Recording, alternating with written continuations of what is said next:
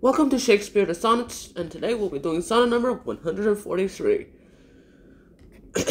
Lo, as a careful housewife runs to catch, one of her feathered creatures broke away, sets down her babe and makes all swift dispatch. In pursuit of the thing she would have stayed, whilst her neglected child holds her in chase, cries to catch her, whose busy care is bent, to follow that which flies before her face, not prizing her poor infant's discontent. So runs thou after that which flies from thee, whilst I thy babe chase thee afar behind. But thou canst thy hope turn back to me, and play the mother's part, kiss me, be kind. So will I pray that thou mayest have thy will, if thou turn back at my loud crying still. This is an interesting analogy, if you ask me. So here it's basically saying, like a careful housewife who actually goes ahead and wants to catch something. So let's say, you young youth, I'm gonna say you are a housewife, and now it's your turn to go ahead and do things. You realize that a chicken has went ahead and escaped. That is a terrible chicken, but who cares? Your chicken has escaped. And in your arms, you hold your baby, but your mind says only care about the chicken. Chicken.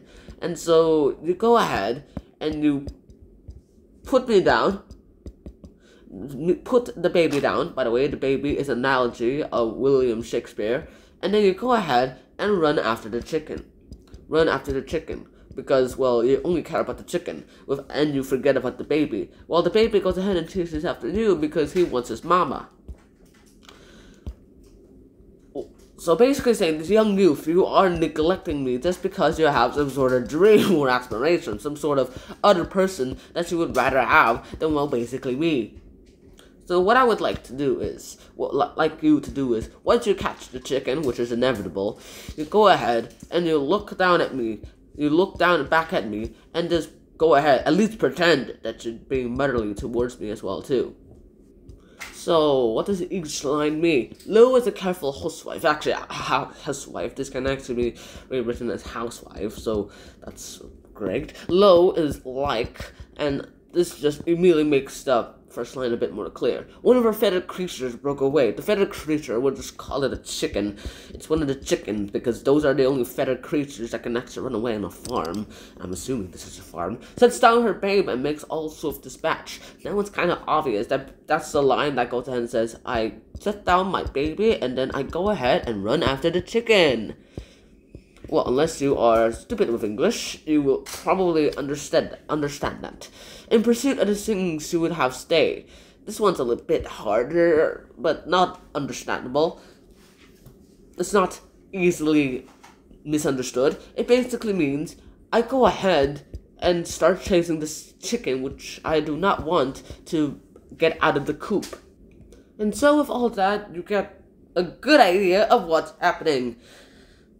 Sonnet number 143 goes ahead, and it keeps going on and on about Shakespeare wanting to go ahead and chase after the young youth. And since he's chasing after the young youth, there's not much more that I can go ahead and say. Why do you think the Sonnet Classics chose this as the cover? And so in the end, I personally think that Shakespeare will go ahead and somehow get this young youth, if not immediately. So that's it for today. I hope you guys enjoyed this episode. Hope to see you guys soon. Until next time, peace. Bye-bye. Lo, as a careful housewife runs to catch, one of her feathered creatures broke away, sets down her babe and makes all swift dispatch. In pursuit of the thing she would have stay, whilst her neglected child holds her in chase, cries to catch her, whose busy care is bent, to follow that which flies before her face, not prizing her poor infant's discontent. So runst thou after that which flies from thee, whilst I, thy babe, chase thee afar behind. But if thou canst thy hope turn back to me, and play the mother's part, kiss me, be kind. So will I pray that thou mayest have thy will, if thou turn back, and my loud crying still.